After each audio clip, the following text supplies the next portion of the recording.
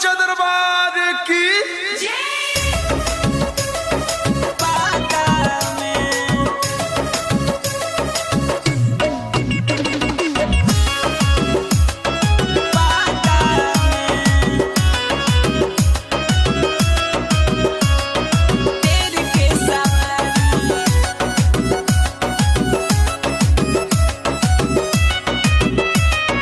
चढ़ल बा नौमी नवरात्र रहबू न सखी घाटा में सखी। अरे चढ़ल बा नौमी नवरात्र रहबू न सखी घाटा में। चल सखी न्योता पे ठाइब मैया के निम के पाता में। चल सखी न्योता पे ठाइब मैया के निम के पाता में। चल सखी न्योता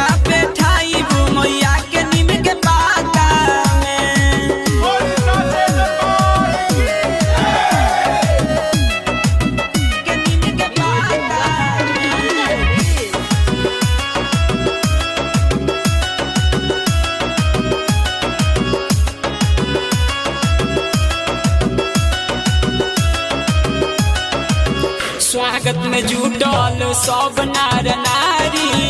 आवतिया शेरा वाली शेर के सवारी। आवतिया शेरा वाली शेर के सवारी।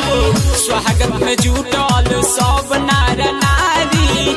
आवतिया शेरा वाली शेर के सवारी। अरे उठते हवाया राहुल के माला सखी हो एक गाथा में। चल सखी न्योता पे ठाइब मैया के निम के पाता में। चल सखी न्योता पे ठाइब मैया के निम के पाता में। चल सखी न्योता पे ठाइब मैया के निम के पाता में। तो सच्चा दरबार की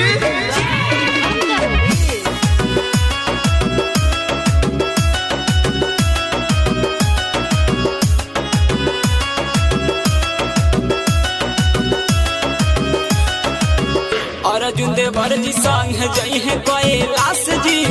भीम जस दुल्हा पैबू सखी हो झकास जी। भीम जस दुल्हा पैबू सखी हो झकास जी। अर्जुन देवर जी संग जई है कैलाश जी। भीम जस दुल्हा पैबू सखी हो झकास जी। अरे पूजा मैया के सखी सुना हो पूजा पाठ में। चल सखी न्योता पे ठाइब मैया के निम के पाता में। चल सखी न्योता पे ठाइब मैया के निम के पाता में। चल सखी न्योता